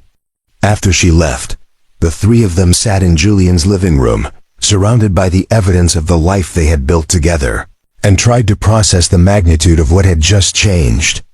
Maeve had been vindicated, honored, offered everything. She had thought she'd lost forever, but sitting there in the warm lamplight, surrounded by the people who had become her family, all she could think about was that justice, finally served, might cost her the only home she'd ever truly wanted. The weekend that followed Colonel Sanchez's visit descended over the Underwood house like a storm cloud that threatened rain, but never quite delivered. Heavy, oppressive, charged with electricity. That made everyone move carefully around each other, afraid that the wrong word or gesture might trigger something that couldn't be taken back. The Bronze Star Medal sat in its presentation box on Julian's kitchen counter, a tangible reminder of honor restored in choices that needed to be made, catching the morning light like an accusation every time one of them walked past. Saturday morning brought the first wave of external pressure in the form of phone calls that started before 7 a.m. and didn't stop until well after dark. Colonel Martinez called twice, pressing Maeve for her decision about testifying in the Grandview Manor investigation. A Pentagon public affairs officer called to discuss the logistics of the awards ceremony and press conference. A reporter from Army Times somehow got her number and wanted to interview her about military justice and accountability. Each ring of the phone made all three of them flinch, made the temporary sanctuary of Birchwood Lane feel more fragile and less sustainable. You don't have to answer, Julian said after the fourth call of the morning, watching Maeve stare at her phone like it was a snake coiled to strike. You don't owe them anything on their timeline. But they both knew that wasn't entirely true. The Army had given her justice, vindication, and opportunity, things she had thought were lost forever. The weight of that gift, the obligation it created, hung between them like smoke that couldn't be cleared away no matter how many windows they opened. Sophia handled the tension by throwing herself into research mode, a coping mechanism she had inherited from her father. She spent Saturday afternoon at her laptop, reading everything she could find about military careers, Bronze Star recipients, and the Pentagon positions that might be available to someone with Maeve's experience and newly restored reputation. Did you know that less than 2% of military personnel ever receive the Bronze Star? She asked over lunch, her voice carefully neutral as she shared information that felt like small cuts to her father's heart. And logistics command at the key. Pentagon is like, it's basically the most important job in the entire military supply chain. You'd be responsible for coordinating operations that affect thousands of soldiers. That's impressive, Julian said quietly, because what else could he say? That he wanted Maeve to turn down the opportunity of a lifetime to stay in his small town and help him fix truck engines? That he was selfish enough to want her to choose the life they had been building over the career she had earned through blood and sacrifice? Maeve pushed food around her plate, her appetite non-existent as she watched father and daughter navigate the minefield of her decision with the careful politeness of people trying not to influence something that would affect them profoundly. It is impressive, she agreed. It's everything I thought I wanted when I first enlisted. But, Sophia prompted, because even at 15, she could hear the hesitation in Maeve's voice. But that was before, Maeve said simply. Before I understood what I'd lost when I lost this. She gestured around the kitchen, encompassing not just the physical space, but everything it represented. The family dinners, the homework help, the casual intimacy of people who cared about each other's daily joys and struggles. The afternoon brought more pressure in the form of Colonel Sanchez calling to discuss travel arrangements and ceremony logistics. Maeve took the call on the front porch, pacing back and forth while Julian and Sophia tried not to eavesdrop from the living room window. The ceremony is scheduled for Wednesday, they could hear her saying. Yes, I understand the media significance. No, I haven't made my final decision about reinstatement. I appreciate the Army's patience, but I need more time to consider all my options. When she came back inside, her face was pale and her hands were shaking slightly. They want an answer by Monday morning, she said without preamble. If I'm going to accept reinstatement, I need to report to Fort Braxton for processing and medical clearance. The ceremony is Wednesday, and they want me there regardless of whether I'm returning to active duty or accepting the medal as a civilian. What do you want to do? Julian asked, though the question felt inadequate in the face of everything she was being asked to choose between. I don't know, Maeve admitted, sinking into one of the kitchen chairs. 6 months ago this would have been easy. 6 months ago, all I wanted was my reputation back, my career back, the chance to serve again with honor. But now, she trailed off, looking around the kitchen that had become her sanctuary, at the people who had become her family, at the life she had never expected to want so desperately. Sunday brought the kind of media attention that made it impossible to pretend this was a private decision that could be made in the quiet safety of Julian's home. A news van appeared at the end of Birchwood Lane in the early morning, followed by 2 more as the day progressed. Neighbors began calling, curious about the military officials who had been visiting, the reporters who were asking questions about the war hero who had been staying with the Underwood family. This is insane, Sophia said, peering through the front curtains at the growing media presence. It's like we're under siege. Julian felt the familiar protective anger rising in his chest as he watched strangers with cameras trying to get photos of his house, his daughter, the life he had built away from public scrutiny. Maybe you should stay somewhere else until this dies down, he said to Maeve, though the words felt like swallowing glass. No, Maeve said firmly. I'm not going to. Let them drive me away from the first real home I've had since I enlisted. But I also can't ask you and Sophia to deal with this circus because of me.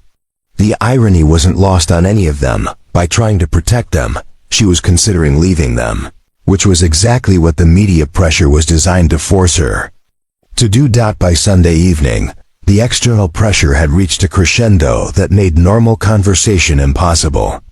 Every topic felt loaded with significance, every casual comment a potential argument about duty versus desire, justice versus happiness, individual fulfillment versus family responsibility. They ate dinner in relative silence, the unspoken weight of Monday's deadline hanging over them like a sword. It was Sophia who finally broke the tension, setting down her fork with the decisive sound of someone who had reached the limit of polite avoidance. "This is stupid," she announced. "We're all sitting here pretending like this is just some abstract decision, like there isn't a right answer that everyone can see but no one wants to say out loud." Julian looked at his daughter with a mixture of pride and trepidation. "Sophia, no, Dad, I'm tired of tiptoeing around this." She turned to Maeve, her young face fierce with determination. "You have to go back. You have to accept the medal. You have to testify about Grandview Manor, and you have to take the Pentagon job." "Sophia," Maeve said quietly, "it's not that simple." "Yes, it is," Sophia insisted. "You think staying here means choosing love over duty, but that's not what it means at all. Staying here means choosing fear over courage. You're afraid that if you leave, if you go back to being Staff Sergeant Wood instead of just Maeve who makes pancakes and helps with homework, you'll lose who you've become here. But that's not how love works." The teenager's words hit like physical blows, accurate and devastating in their clarity. "If Dad and I really love you, if this family is really real, then it doesn't disappear just because you go back to being the person you were always meant to be. Love doesn't make you smaller, Maeve. It makes you brave enough to be everything you're supposed to be." Julian stared at his daughter, seeing his ex-wife's passionate idealism combined with a wisdom that belonged entirely to Sophia herself. "When did you get so smart?" he asked. "I learned from the best," Sophia replied, but her eyes never left Maeve's face. "You taught me that doing the right thing matters more than doing the easy thing. You taught me that family means supporting each other's dreams, even when those dreams are scary or inconvenient or take people away from you." Maeve felt tears prick at the corners of her eyes as she looked at this remarkable girl who had somehow managed to articulate the truth that none of them had wanted to face. Sophia was right, staying would be the coward's choice, the decision to hide from responsibility behind the comfortable illusion of domestic happiness. "But what about you, too?" Maeve asked. "What about this?" She gestured around the kitchen that had become the center of their makeshift family. "This isn't going anywhere," Julian said quietly, finally finding his voice. "What we've built here, what we mean to each other, that's not dependent on geography. You're not choosing between us and your career, Maeve.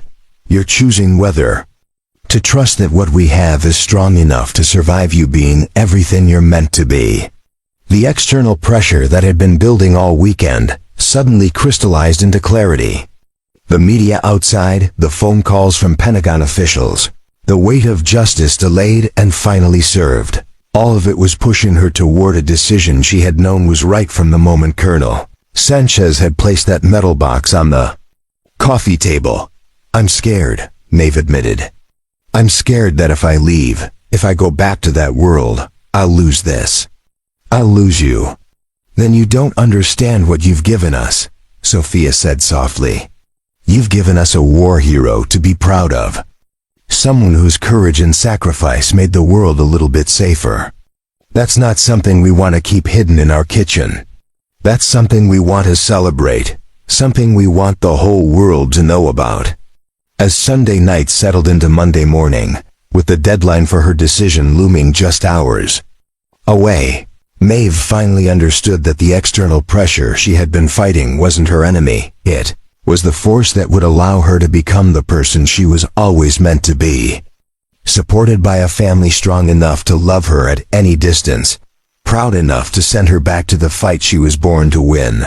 The phone calls, the media attention, the weight of duty and honor and justice, all of it was calling her home to herself.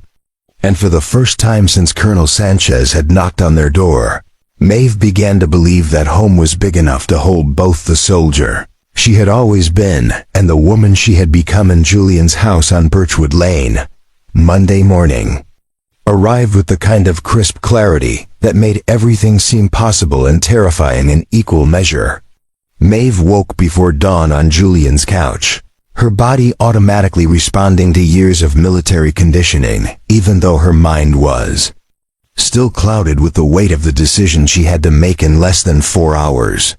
Through the living room window, she could see the media van still stationed at the end of Birchwood Lane, their occupants probably drinking coffee from thermos bottles and checking their equipment, waiting for her to emerge so they could capture whatever choice she made for the evening news. The house was quiet around her, Julian and Sophia still sleeping, but she could smell the automatic coffee maker beginning its morning ritual in the kitchen. She had programmed it the night before, a small gesture of normalcy in the face of everything that was about to change.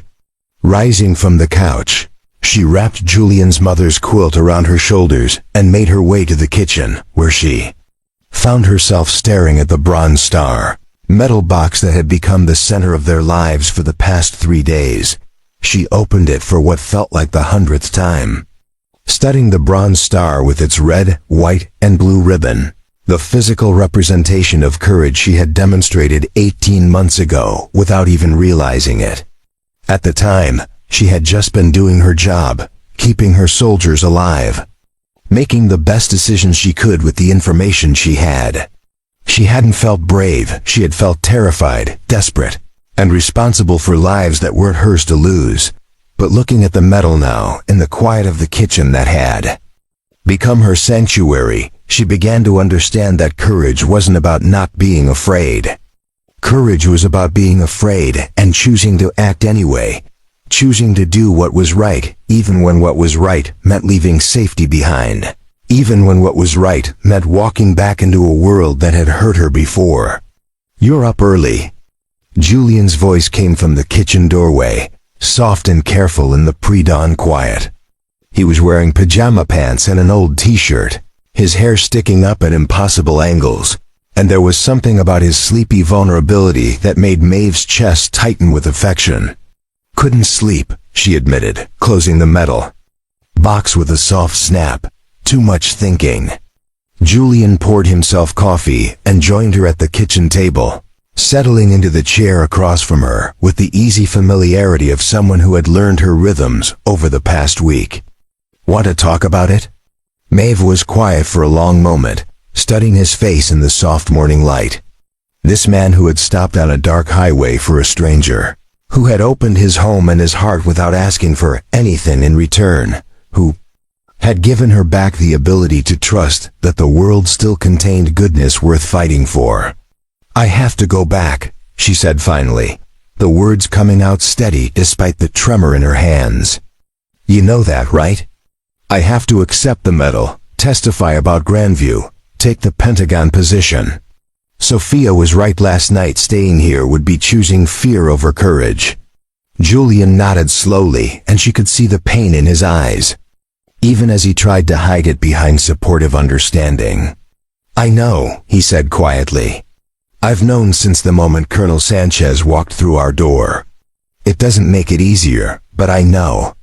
"I'm terrified," Maeve admitted, the words spilling out like a confession she had been holding back for days. "I'm terrified that if I leave, if I go back to being Staff Sergeant Wood instead of just Maeve who makes pancakes and helps with homework, I'll lose this. I'll lose you and Sophia, and the feeling of belonging somewhere, of being part of something real." "Hey," Julian said, reaching across the table to cover her hands with his. "Look at me." She met his eyes, seeing the warmth and certainty there, the absolute conviction of someone who had made his own difficult choices and lived with the consequences. "What we have isn't that fragile," he said firmly. "Love isn't something that disappears because of distance or duty or different zip codes. You think I don't know who you are? You think I fell for some version of you that only exists in my kitchen?" Maeve felt tears prick at the corners of her eyes. "But what if nothing?" Julian interrupted gently. "I fell in love with a woman who put her life on the line to save her soldiers. I fell in love with someone brave enough to walk away from an abusive situation, even when she had nowhere to go. I fell in love with a person who has spent her entire adult life serving something bigger than herself." That's who you are, Maeve. That's who you've always been. Whether you're wearing fatigues or making pancakes in my kitchen. Dad's right. Sophia's voice came from the kitchen doorway, and they turned to see her standing there in oversized pajamas, her hair pulled back in a messy ponytail, her young face serious with the kind of wisdom that came from watching adults struggle with impossible choices. You think we want some diminished version of you? Some person who gave up everything she believed in to play house with us? Sophia, Maeve started. No, let me finish, Sophia said, settling into the third chair at their small table, completing the triangle that had become their family formation over the past week. You want to know what I'm going to tell people when they ask about the war hero who stayed at our house? I'm going to tell them that Staff Sergeant Maeve Wood taught me that love means being brave enough to let the people you care about be everything they're supposed to be. The simplicity and truth of it hit Maeve like a physical blow. This 15-year-old girl had somehow managed to articulate what she herself had been struggling to understand, that real love, lasting love, wasn't about possession or keeping people small and safe.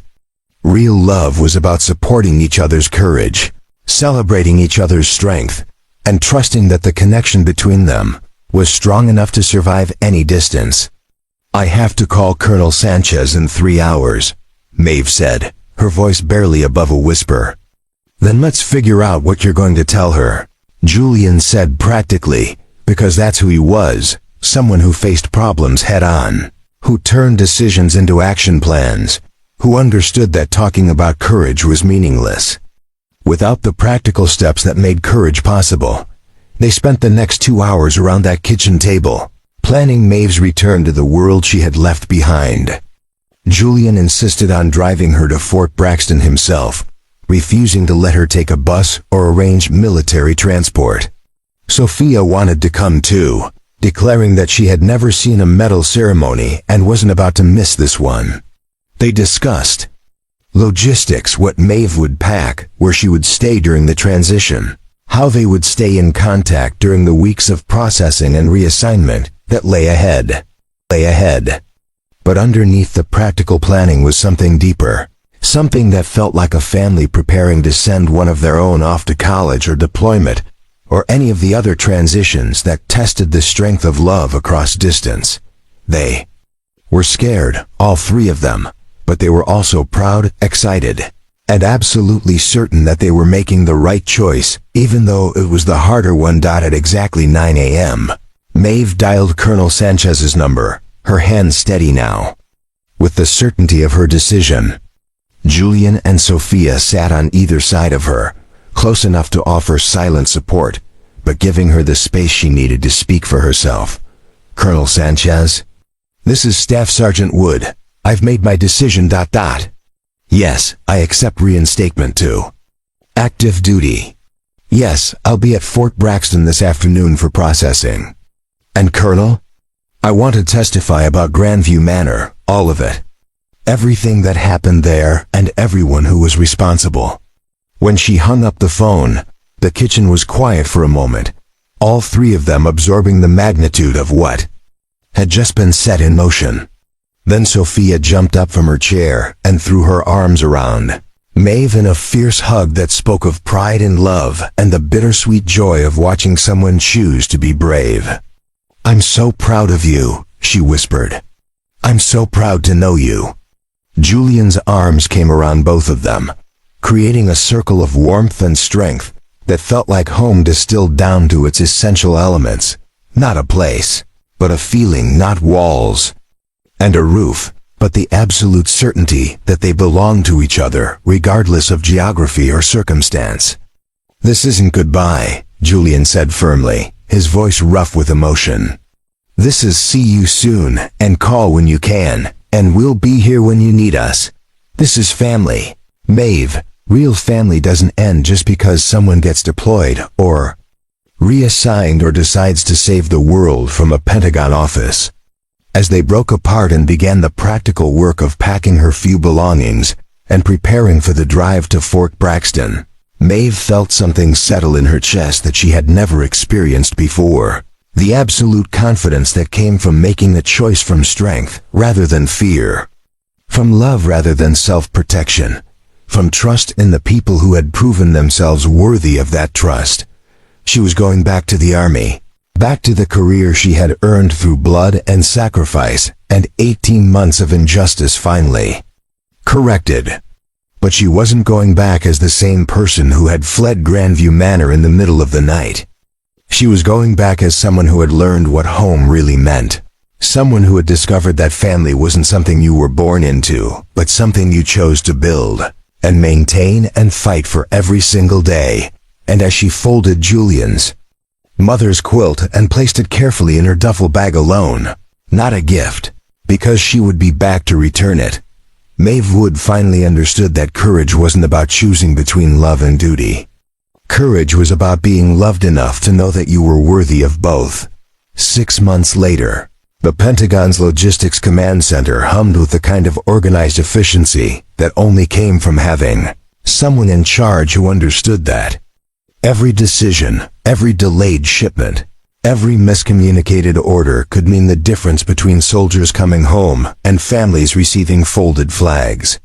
Staff Sergeant First Class Maeve Wood stood before a wall of monitors displaying supply chains that stretched across 3 continents, her fingers dancing across tablet screens as she coordinated the movement of medical supplies to a forward operating base in Eastern Europe, ammunition to training facilities in Georgia, and winter gear to troops stationed in Alaska.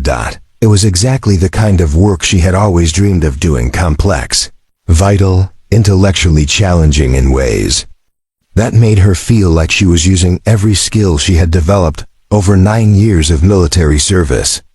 But the best part, the part that made her smile every morning when she badged into the building, was the knowledge that she was here because she had chosen courage over comfort, duty over safety, and truth over the easy lie of staying hidden. Bronze Star Medal sat in a frame on her desk, not as a trophy, but as a reminder of the moment she had learned that sometimes the hardest battles were the ones you fought for justice, for accountability, for the principle that doing the right thing mattered more than protecting yourself from the consequences. The ceremony had been everything Colonel Sanchez had promised: media coverage, speeches about military justice and accountability, recognition that felt both overwhelming and long overdue.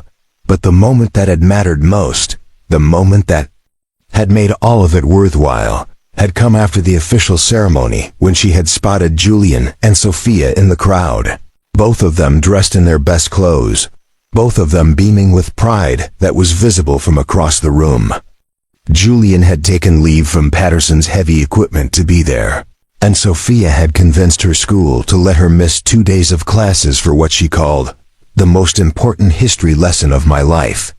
"Look at you," Sophia had said when they found each other after the ceremony, her teenage face bright with tears of pride. "Look at our war hero, our war hero." The words had hit Maeve like a physical embrace, the absolute certainty that no matter how many miles separated them, no matter how different their daily lives had become, she still belonged to them, and they still belonged to her. The transition to Pentagon life hadn't been easy. There had been weeks of medical evaluations, psychological assessments, and briefings on everything from classified protocols to the Pentagon's labyrinthine bureaucracy.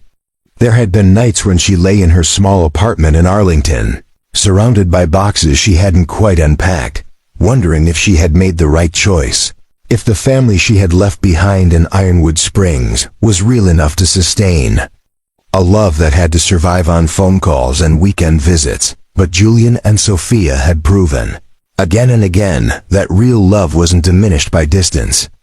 Julian called every morning before she left for work, wanting to hear about her day before it started, wanting to share the small details of his own life, which trucks he was working on, how Sophia was doing in school, what he was cooking for dinner in the kitchen that still felt like her kitchen too. Sophia texted constantly, sharing everything from homework frustrations to boys she had crushes on to articles she found about military logistics that made her think of Maeve. And every other weekend, one of them made the drive Sometimes Julian and Sophia came to Washington, staying in Maeve's apartment and playing tourist in a city that felt like the center of the world. Sometimes Maeve drove back to Ironwood Springs, where Julian's house waited for her like a sanctuary, where her coffee mug still sat in the kitchen cabinet, where Julian's mother's quilt was always clean and folded at the foot of the couch that would forever be her couch too. The Grandview Manor testimony had been harder than the medal ceremony, harder than learning Pentagon protocols, harder than anything except maybe the original trauma itself. Sitting in a courtroom, facing the people who had abused their power and authority to hurt vulnerable veterans, had required a different kind of courage than she had ever needed in combat. But she had done it, had spoken truth to power, had helped ensure that other veterans would never face what she had faced. Major Henderson had been court-martialed and dishonorably discharged. The administrators at Grandview Manor had been prosecuted for fraud and abuse. The entire program had been shut down and replaced with legitimate transitional services overseen by people who understood that helping veterans meant actually helping them, not exploiting their vulnerability for personal gain. "You did that," Julian had told her after the final hearing, his voice rough with emotion. "You made sure it couldn't happen to anyone else." "We did that," she had corrected, "because none of it would have been possible without the strength she had found in his house, without the courage Sophia had helped her discover, without the love that had made her brave enough to fight for justice, even when fighting was the scarier choice." Now, 6 months into her Pentagon assignment, Maeve had found a rhythm that felt sustainable, fulfilling, and true to everything she had learned about herself during those transformative days on Birchwood Lane. Her work was challenging and meaningful, utilizing skills she had developed over years of military service, while allowing her to impact thousands of soldiers' lives in ways she had never imagined possible. Her relationship with Julian and Sophia had not only survived the transition, but had grown stronger, deepened by the shared knowledge that they had chosen each other deliberately, courageously, with full understanding of what that choice would require. The biggest surprise had been how naturally Julian and Sophia had integrated into her new life. Julian had visited often enough that he knew the security guards at the Pentagon by name, and they had started joking that he was their unofficial morale officer, the civilian who brought homemade cookies and asked about their families. Sophia had become fascinated with Washington, D.C., with the intersection of history and politics and military strategy that surrounded Maeve's daily work. She was already talking about colleges in the area, about studying international relations or political science, about finding ways to serve something bigger than herself, just like the woman who had become her unofficial big sister. Big sister. "I want to be like you," Sophia had said during her most recent visit, the two of them walking through Arlington National Cemetery on a crisp Saturday morning. "I want to do work that matters, that helps people, that makes a difference." "You already are like me," Maeve had replied, stopping to straighten the flowers they had placed on a random grave, a small gesture of respect for a soldier whose family couldn't visit. "You're brave, you're kind, you think about other people before yourself. That's all that matters, the rest is just details." Julian's integration into her new world had been more complicated, but equally meaningful. He couldn't relocate Sophia, was settled in school, his business was established, and Pentagon area cost of living was prohibitive for a small-town mechanic. But he had found ways to be part of Maeve's Washington life that didn't require geographic proximity. He had become her emotional anchor, the person she called when Pentagon politics got frustrating, when the weight of responsibility felt overwhelming, when she needed to remember why she was doing this work in the first place. And slowly, carefully, they had begun talking about the future in ways that felt possible rather than fantastical. Sophia would graduate from high school in 2 years, and she was already researching colleges in the Washington area. Julian had been exploring the possibility of franchising his mechanical expertise, maybe opening a second location near D.C., maybe finding ways to build a business that could exist in multiple places. They weren't rushing toward anything, weren't making decisions based on desperation or fear of loss, but they were planning like people who intended to build a life together, who understood that love was something you constructed deliberately, one choice at a time. The transformation was most visible during their weekend reunions, whether in Washington or Ironwood Springs. They moved around each other with the easy intimacy of people who had learned each other's rhythms, who knew how to make space for individual dreams while maintaining connection.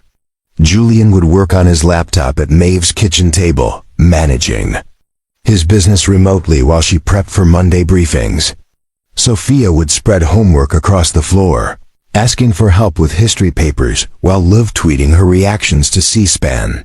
They cooked together, watched movies together, argued about politics, and laughed about inside jokes, and created the kind of domestic happiness that proved family was something you chose every day, not something that required traditional structures or geographic proximity.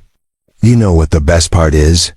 Sophia had asked during their most recent weekend together, all three of them crammed onto Julian's couch, watching a documentary about military logistics that Maeve had recommended and that had somehow become appointment television for their makeshift family. "What's the best part?" Julian asked, his arm around Maeve's shoulders, her head resting against his chest in the kind of comfortable intimacy that felt like home distilled down to its essential elements. "The best part is that you two figured out how to love each other without anyone having to become smaller," Sophia said with the matter-of-fact wisdom of someone who had watched her parents' marriage fail because neither of them had been brave enough to support the other's dreams. Dad didn't have to stop being a mechanic who lives in a small town, and Maeve didn't have to stop being a soldier who saves the world from a Pentagon office. You just made room for both. As winter settled into spring and spring turned toward summer, Maeve found herself thinking often about that night 6 months ago when she had been walking alone on a dark highway, carrying nothing but trauma and a duffel bag, convinced that she had lost everything that mattered. She thought about the moment Julian had stopped, the choice he had made to help a stranger, the door he had opened that had led not just to shelter but to the kind of love that made people braver, stronger, more themselves than they had ever been alone. The story could have ended differently. She could have stayed on Birchwood Lane, could have chosen safety over service, comfort over courage, the illusion of permanence over the harder truth that real love meant supporting each other's growth, even when that growth was scary or inconvenient, or geographically complicated. But because Julian and Sophia had loved her enough to send her back to the fight she was born to win, because they had chosen to build a family strong enough to survive any distance, because they had taught her that home wasn't a place, but a feeling that traveled wherever love was brave enough to follow, Maeve Wood had become everything she was meant to be: a decorated soldier, a devoted daughter, a woman worthy of the family she had chosen and who had chosen her in return, standing in the Pentagon Command Center, coordinating operations that would keep soldiers safe and missions successful. Maeve understood that sometimes the most beautiful stories began not with happy endings but with the courage to trust that love was big enough to hold every dream, strong enough to survive every challenge, and generous enough to make room for everyone to become exactly who they were supposed to be. Up next, you've got 2 more standout stories right on your screen. If this one hit the mark, you won't want to pass these up. Just click and check them out. And don't forget to subscribe and turn on the notification bell so you don't miss any upload from us.